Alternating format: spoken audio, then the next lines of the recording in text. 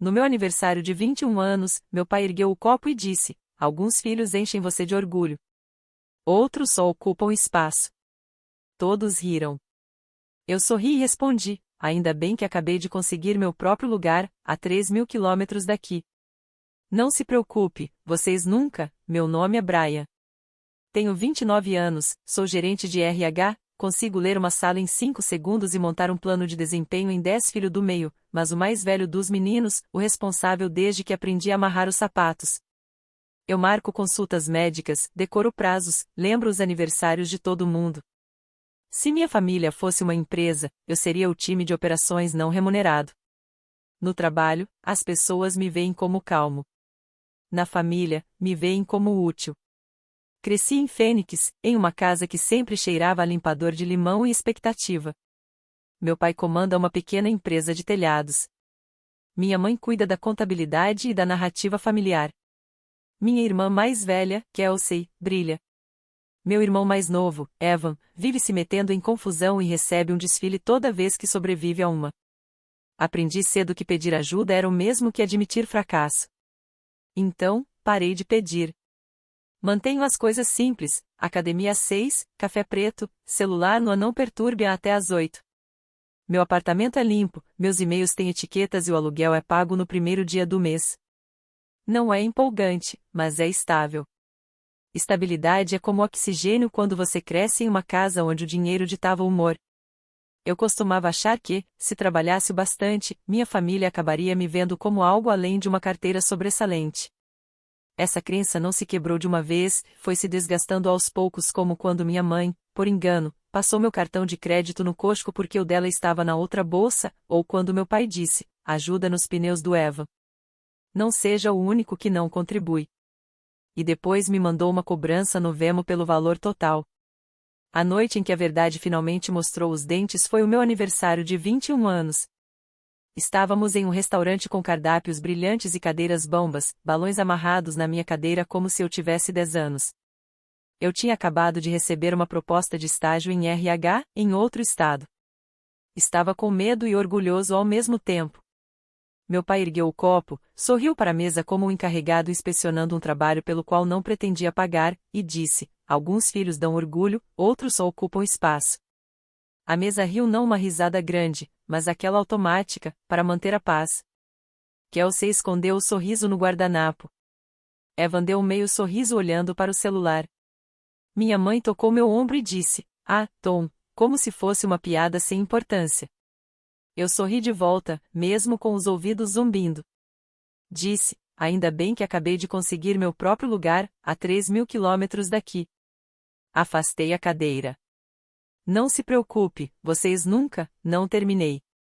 O garçom chegou com o bolo que dizia Ambir e Ian porque alguém leu o formulário errado, e eu soprei as velas de uma vez só, pensando: estou indo embora. Indo embora, e não vou voltar por muito tempo. Mas o verdadeiro gatilho não foi o brinde. Foi o jeito como minha mãe sussurrou enquanto eu cortava o bolo: depois a gente fala sobre o cartão, tá, querido? Só tenta ser flexível. Eu não fazia ideia de qual cartão ela estava falando. Eu acabaria descobrindo. E foi aí que o dinheiro deixou de ser um ruído de fundo e virou a música inteira.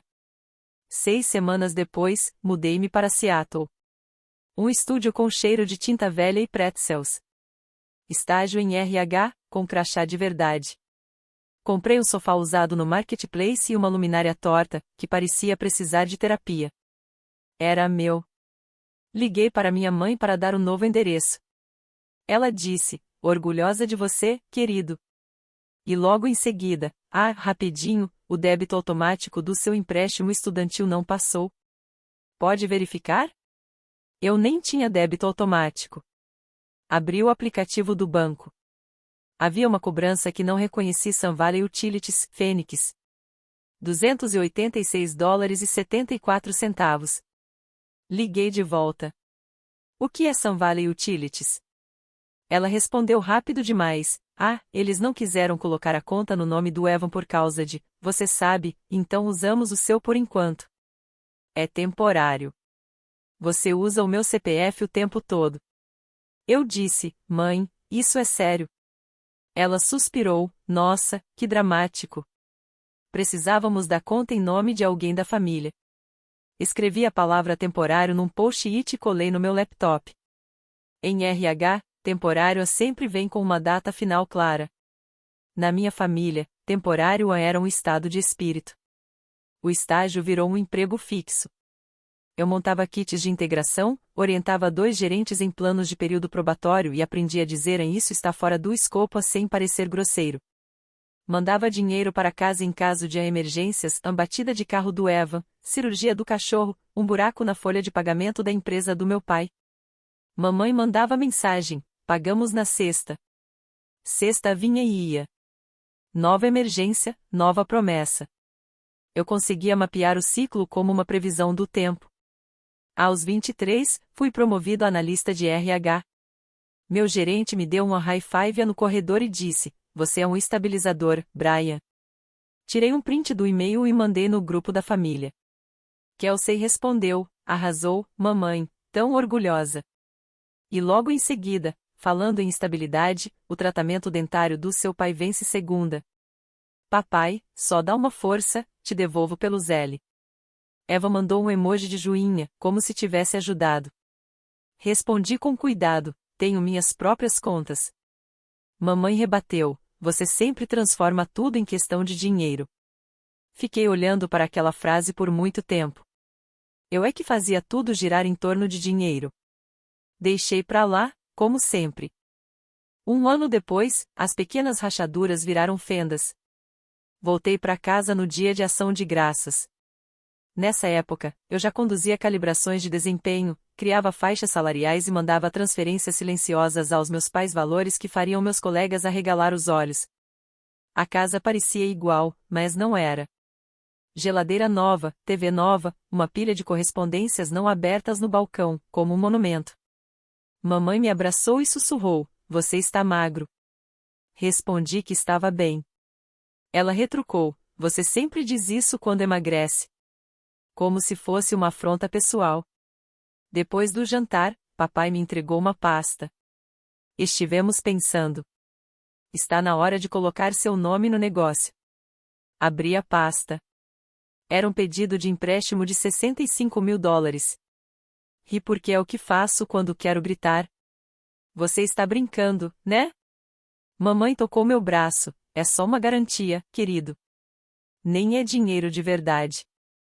Eu trabalho com RH, não com finanças, mas sei ler." E aquilo era bem real. A família ajuda a família, disse meu pai. Família também pede antes, respondi. Ele me olhou como se eu tivesse lhe dado um tapa. Você quer que eu implore pro meu próprio filho? Fechei a pasta. Quero que me tratem como mais do que um score de crédito ambulante. Não assinamos nada naquela noite. Mas quando voltei a Seattle e entrei no Credit Karma, havia uma consulta de crédito que eu não reconhecia. Mesmo banco da pasta. Meu estômago despencou. Liguei para mamãe. Nada. Liguei de novo. Ela atendeu no 5º toque. "Brian." A voz da minha mãe soou leve demais. "Estou na fila do Costco. Você solicitou um empréstimo comercial usando meus dados?" "Não seja grosseiro." "Você solicitou?" Outra pausa. A gente precisava manter a equipe durante o inverno. "Íamos te contar." Sentei no chão da cozinha e olhei para a geladeira. O post-it ainda estava lá, com a palavra temporário, as bordas já enrolando. "Isso é ilegal", eu disse. "Ninguém vai processar ninguém. Somos família." O que aprendi em RH é que as pessoas dizem somos família quando querem que você trabalhe até mais tarde sem receber por isso. Congelei meu crédito, registrei uma ocorrência. O banco bloqueou o pedido. Pouco depois, mamãe mandou mensagem no grupo da família. "Brian está agindo como um estranho." Kelsey respondeu: "Ele só é cuidadoso." Eva escreveu: "A gente entendeu. O Brian é melhor que a gente." Eu não respondi. Meses se passaram. Afastei o contato e comecei a economizar. Mamãe ligava e falava como se nada tivesse acontecido. "Como está o tempo aí? E o trabalho?" Perguntava, e logo depois vinha o pedido, sorrateiro, como um gato de rua. A hipoteca atrasou um dia, mas está tudo bem. Pode só, sabe, cobrir pra gente. Pagamos na sexta. Sempre na sexta. Comecei a registrar tudo em uma planilha: data, valor, motivo, status. Coloria de verde a coluna dos pagos. Ela permanecia quase toda cinza. Aos 26, virei gerente de RH. Agora eu cuidava de benefícios, relações trabalhistas e uma pilha de pastas sem graça com o rótulo política. Ainda assim, eu amava. Ordem, clareza, processo. Enquanto isso, minha vida familiar se tornava o oposto: exigência, confusão, manipulação. Eles chamavam de ajuda. Eu chamava de sangrar em silêncio. O ponto de ruptura veio por um grupo de mensagens. Na verdade, começou quando Kelsey anunciou o noivado. O chat explodiu confete, emojis de champanhe, 50 pontos de exclamação da mamãe. Em menos de uma hora, ela começou a distribuir tarefas. O Brian pode pagar o sinal do salão. O Brian é bom com números, ele cuida do adiantamento do buffet. Fiquei assistindo as mensagens desfilarem como uma conta que eu nunca autorizei. Digitei: vou mandar um presente. Só isso. Mamãe, não seja egoísta. Evan, cara, é o único casamento dela. Difícil ser egoísta com o próprio dinheiro. Mamãe ligou na hora. Eu não te reconheço mais. Você nunca tentou, respondi. Ela fungou. Depois de tudo que fizemos por você, o teto sobre sua cabeça, as caronas, a comida. Quer um recibo pela sua maternidade? Eu disse. Engraçado você perguntar, pensei, abrindo minha planilha. Não o enviei, não naquela hora. Mas o arquivo existia. E crescia. Uma noite, deitado na cama, rolei o dedo pela tela, linha por linha. 286,74 conta de luz. 900 pneus do Evan. 1.100 adiantamento da folha de pagamento. 250 remédios do cachorro. 1.500 depósito do vestido da Kelsey. 700 a surpresa odontológica. 300 taxas do tribunal do Evan. 1.200 materiais para o telhado. 87 diferença de imposto. Havia dezenas de entradas, uma chuva de cinza.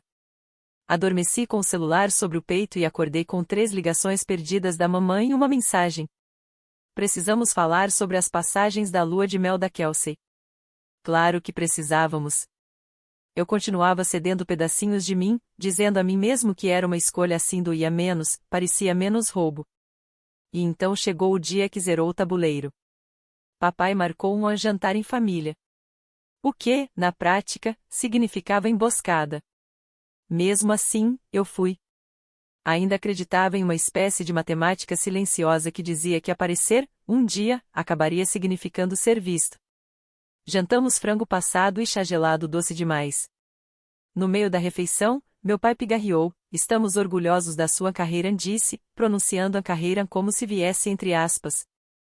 Obrigado, respondi. Ele sorriu o mesmo sorriso do meu aniversário de 21 anos. Estamos expandindo. 2 caminhões novos.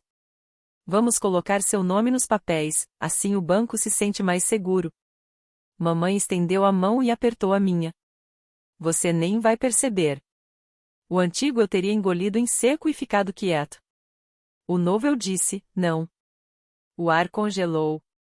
Eva se recostou na cadeira e riu, aí vem ele. Mamãe disse, Brian, somos família. Família não falsifica assinaturas, respondi. O maxilar do meu pai se contraiu. Cuidado com o que fala. Levantei-me para não tremer. Congelei meu crédito. Se aparecer qualquer coisa no meu nome, denuncio. A voz da minha mãe ficou afiada. Pra quem? Pra polícia. Contra o próprio pai. Se for o que for preciso, eu disse. Saí antes da sobremesa. 2 dias depois, recebi um convite de calendário, reunião financeira familiar. Obrigatória. O assunto poderia muito bem ser um ponto de ruptura. A reunião seria na casa deles, domingo às 15 horas. Vesti-me como me visto quando preciso demitir alguém limpo, neutro, sem gravata. Levei o laptop, porque fatos funcionam melhor com pixels. Kelsey já estava lá, cabelo impecável, o anel reluzindo como um aviso. Evan estava jogado no sofá, sapatos sobre as almofadas, rolando o TikTok. Mamãe colocou um prato de biscoitos à minha frente, como se açúcar pudesse consertar fraude. Papai ficou de pé, braços cruzados, parecendo o gerente de um projeto do qual eu nunca fiz parte. Sua mãe e eu sustentamos esta família começou.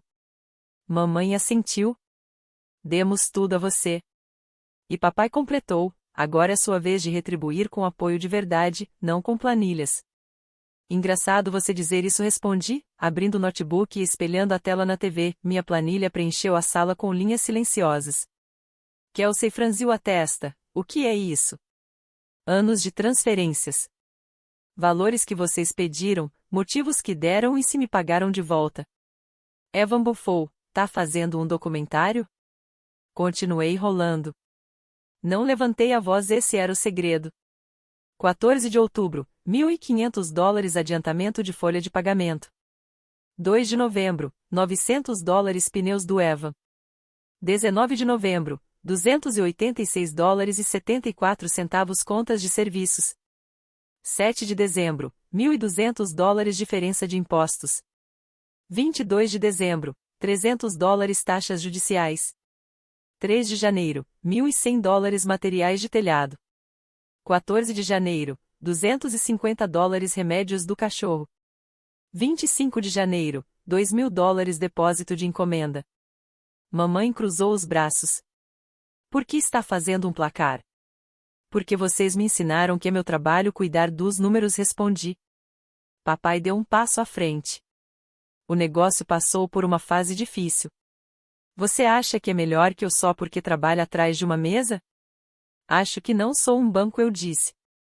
A voz de Kelsey saiu pequena pela primeira vez, a gente ia te pagar de volta.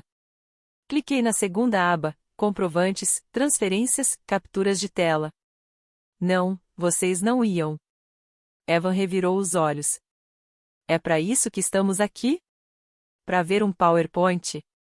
Não respondi. É para isso. Abri um PDF, a carta do banco sobre a tentativa de empréstimo bloqueada. Meu alerta de fraude. A linha do tempo.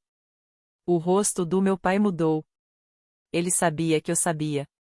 Você está exagerando. Vocês tentaram assinar o meu nome, eu disse. Isso não é um problema de reação. É um problema de limite. A voz da minha mãe tremia e, ao mesmo tempo, soava cruel. Você mandaria seu próprio pai para a cadeia? Eu protegeria a mim mesmo, respondi. Silêncio. Então meu pai fez o que sempre faz, tentou me humilhar. Levantou o queixo e disse, mais devagar desta vez, alguns filhos dão orgulho. Outros só ocupam espaço. Kelsey se encolheu, como se tivesse sentido aquilo no estômago também. Evan riu. Minha mãe esperou que eu pedisse desculpas. Eu não pedi. Fechei o notebook. Acabou. O rosto dela desabou e se recompôs em um segundo: raiva, pena, desespero, súplica. Brian, não seja assim. A gente precisa de você. O que vai acontecer com a gente? Lá estava o tom manipulador do meio da conversa, aquele que reconheço de cor do trabalho. Uau, o que vai acontecer se eu não me sacrificar? Respondi como responderia no escritório com clareza. Vocês vão dar um jeito, eu disse. Porque eu não vou ser mais o plano de vocês. Meu pai zombou. Você acha que é alguém só porque se mudou? Eu acho que sou alguém porque precisei ser, respondi. Evan se levantou. Não venha chorando quando precisar da família. Eu nunca chorei para vocês, eu disse. Só mandei dinheiro. Kelsey sussurrou, Brian. Ela parecia assustada. Não por mim, mas pelo colapso da lista de casamento dela. Coloquei um envelope branco sobre a mesa de centro. Dentro, uma cópia impressa de uma carta de limites, linguagem simples, tópicos, datas de vigência. Escrevi como uma política, porque é o que eu sei fazer. Meu pai não tocou no papel. O que é isso? Expectativas? A partir de hoje, eu disse, não vou mais financiar o negócio. Não vou assinar nenhum empréstimo. Não serei responsável por multas, pneus, taxas ou custos judiciais do Evan. Não pagarei depósitos de casamento, lua de mel ou tratamentos dentários. Se abrirem contas em meu nome, eu denunciarei. Se ligarem pro meu trabalho, bloquearei o número. Se precisarem de ajuda, perguntem uns aos outros ou procurem um profissional. A boca da minha mãe abriu e fechou. Você não pode fazer isso com a gente. Eu não estou fazendo nada com vocês, respondi. Estou parando o que vocês estão fazendo comigo. Evan bufou. É por isso que ninguém gosta do RH.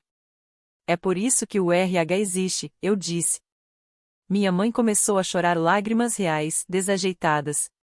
Isso teria funcionado comigo 1 ano atrás. Ela tentou segurar minha mão. Nós somos sua família. Eu sei, eu disse. Por isso estou indo agora. Em vez de ficar e acabar odiando vocês até explodir. Meu pai disse, se sair por essa porta, não volte. Tudo bem, respondi. Peguei meu notebook. Kelsey sussurrou, e o depósito? Soava ridículo, pendurado no ar doce e parado. Olhei para ela. Eu mando um liquidificador. Meu pai soltou uma risada feia. Alguns filhos dão orgulho. Abri a porta. Alguns adultos aprendem, eu disse. Outros só ocupam espaço no aplicativo do banco. Então saí. O sol estava forte demais. Coloquei os óculos escuros e caminhei até o carro, com as mãos tremendo e a cabeça leve. Na primeira semana depois da reunião, meu celular não parava, mas minha mente estava silenciosa. Minha mãe ligou 12 vezes em um dia e depois mandou mensagem: eu te perdoo. Quando isso não funcionou, veio outra: você não está bem. E, por fim, vamos conversar na sexta. Sexta, como sempre, um prazo sem nenhuma ação.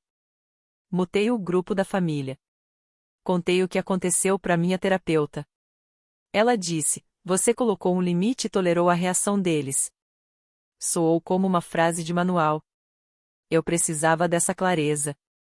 No trabalho, a memória muscular seguiu me carregando, medi um conflito sobre posições de mesa, escrevi um plano de desempenho claro para um designer cronicamente atrasado e criei uma nova lista de integração que realmente funcionava. Passei a almoçar fora todo dia, celular na bolsa, e não percebi o quanto meus ombros estavam pesados até eles não estarem mais. A queda começou em casa. Kelsey ligou de um número que eu não reconheci. Atendi porque, ao contrário dos meus pais, Kelsey às vezes tenta. Oi, disse ela com a voz frágil. Então, a mamãe cancelou o florista. Eu não sou florista, respondi. Eu sei, ela falou. Só que, e continuou, se você não vai participar, então a gente tem que apertar as contas. Não é isso que ela quer dizer, eu disse.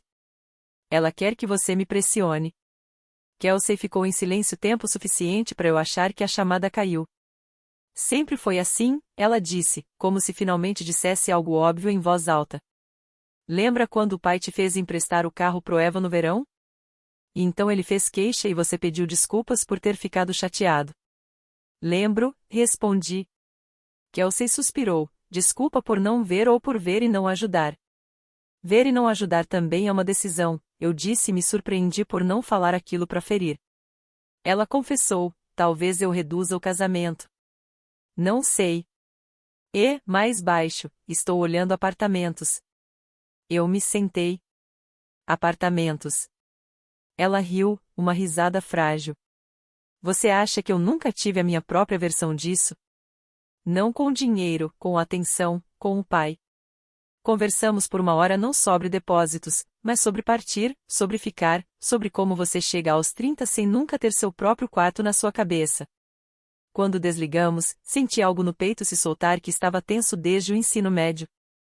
Enquanto isso, minha mãe iniciou uma campanha, ligou para minha tia, para minha avó, para minha madrinha que ainda me manda cartões de Natal com glitter dentro do envelope. A mensagem era a mesma: Brian está nos abandonando. Minha tia me mandou um print e escreveu: tudo bem com você? Respondi: tô bem. Só não vou mais financiar a família. Ela mandou um coração e então orgulhosa de você. Guardei essa mensagem. Meu pai não ligou, postou um meme no Facebook sobre filhos ingratos, daqueles com águias e bandeiras. Um vizinho comentou amém. Fechei o aplicativo. Eva mandou 3 emojis de cobra e depois um vídeo no bar com a legenda: família de verdade cuida um do outro. Não respondi. 2 noites depois ele ligou 1h02 da manhã. Acordei, olhei pro teto e deixei tocar. Deixou um recado: preciso de $200 ou tô ferrado. De manhã, outro recado: esquece. Você morreu pra mim. Preparei meu café e treinei não me deixar carregar pelas emergências alheias. E o que me surpreendeu, a vida ficou mais leve. Não perfeita, mas mais leve. Comecei a treinar boxe depois do trabalho com uma colega chamada Maia, que desvia com um gancho como se estivesse mandando um memorando. Aceitei o convite da primeira vez que um vizinho chamou para uma noite de jogos de tabuleiro mesmo achando que odiava jogos de tabuleiro e disse sim. Foi divertido. A gente discutiu se uma regra contava como escrita ou apenas implícita, e eu ri tanto que acabei roncando de tanto rir. Ninguém me pediu o número da minha conta bancária. No trabalho, finalmente apresentei o projeto em que estava pensando há meses, um verdadeiro plano de carreira, não um PDF que ninguém lê. Meu diretor de operações disse: toque isso adiante.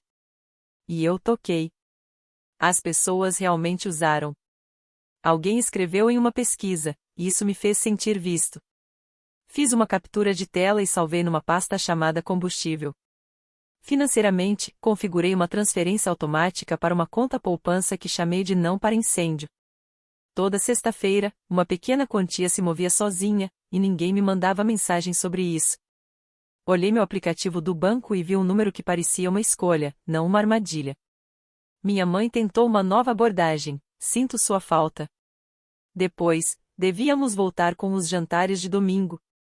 Em seguida, você sabe que eu não sou uma pessoa ruim. Não respondi às mensagens que eram iscas, só as que traziam informação. Estou disponível no dia 12 ao meio-dia para almoçar em local público. Ela respondeu: seja normal. O que queria dizer? Finja que nada aconteceu. Encontrei com ela nesse almoço. Sentamos no lugar com cadeiras de metal e música alta. Ela pediu uma salada e ficou apenas mexendo nela. Você parece cansado, disse. Durmo bem, respondi. Ela suspirou. Seu pai está chateado. Ele pode ficar, eu disse. Ele disse que você ameaçou a ação legal. Eu prometi que me protegeria, respondi. Ela se inclinou para a frente. Brian, querido, o que vai acontecer conosco se você não ajudar? Vocês vão aprender a fazer um orçamento, eu disse. Ou reduzir gastos, vender um caminhão, pedir pro Eva arrumar um segundo emprego, ou parar de usar cartão de crédito como curativo. 100 opções antes de Brian pagar. Ela piscou. Você parece frio. Parece clareza, respondi. Ela enxugou os olhos. Eu nunca quis isso. Você queria o dinheiro sem a conversa, eu disse. Agora tem que ter a conversa sem o dinheiro. Ela me olhou como se não me reconhecesse. Talvez não me reconhecesse mesmo. Talvez nem eu me conhecesse completamente. Paguei meu almoço e deixei o dela na mesa. Kelsey continuou ligando pequenas atualizações. Ela transferiu o casamento para o quintal. Ficou lindo nas fotos, luzinhas, vasos de brechó, um arco emprestado. Ela não me pediu nenhum depósito. Enviei um presente e um cartão dizendo: que todo o sim seja seu. Ela me mandou uma foto chorando e rindo ao mesmo tempo, com o rímel todo borrado. Chorei na minha mesa e culpei a alergia. Meu pai finalmente mandou mensagem depois de 3 meses de silêncio. Precisamos conversar. Eu respondi: me manda um e-mail. Ele respondeu: você é ridículo. Eu escrevi: limites não são ridículos. Ele não respondeu mais. Então aconteceu algo que eu não esperava. Eva ligou sóbrio às 10 da manhã. Fui demitido, disse, com a voz pequena, como se tivesse 12 anos. Sinto muito, eu disse. Eu preciso, ele parou no meio da frase, como se tivesse batido numa cerca invisível. Ia te pedir o aluguel. Eu não vou fazer isso, eu disse. Ele ficou em silêncio tempo suficiente para eu achar que tinha desligado. O que eu faço? Perguntou, finalmente. Não para consertar isso para mim. Não para mandar dinheiro. O que eu faço? Ele perguntou.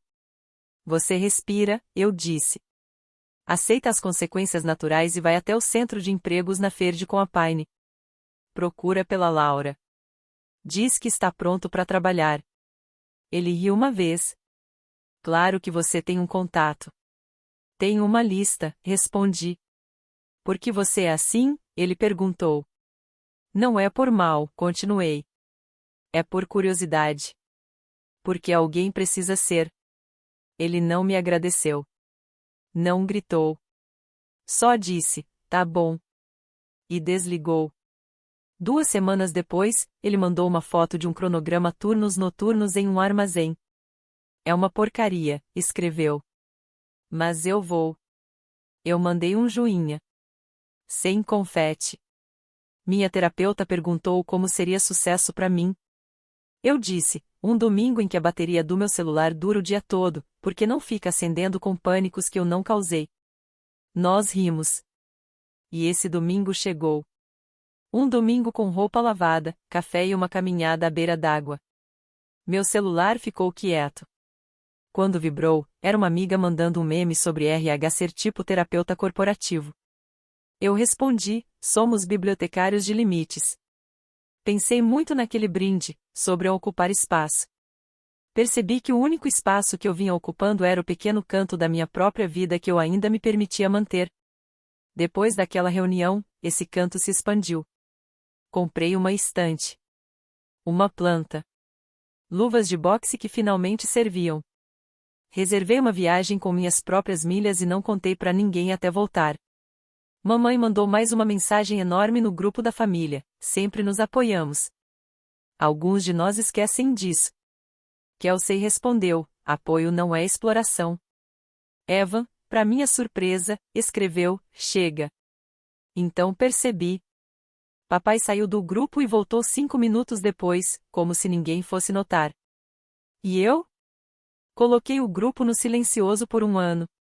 Desativei o mudo no dia em que Kelsey mandou uma foto do primeiro contrato de aluguel dela, só com o nome dela. Consegui, ela escreveu. Eu respondi, orgulhoso de você não do jeito que o papai diz. Do jeito verdadeiro.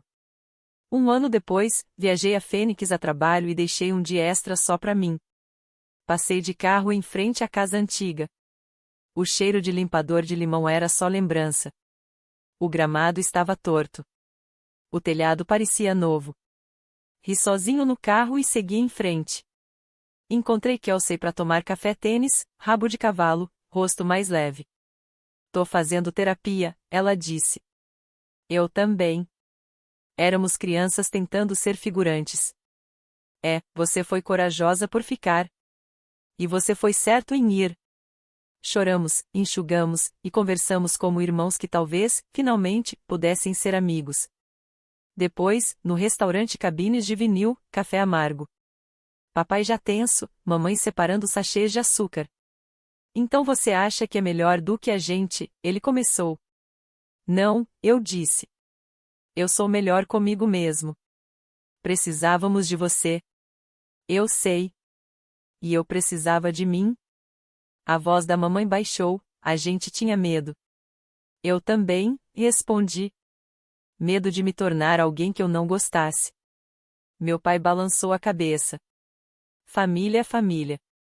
Eu não estou com raiva, respondi. E também não vou pagar. As duas coisas podiam ser verdade. Ele abriu a boca, depois a fechou.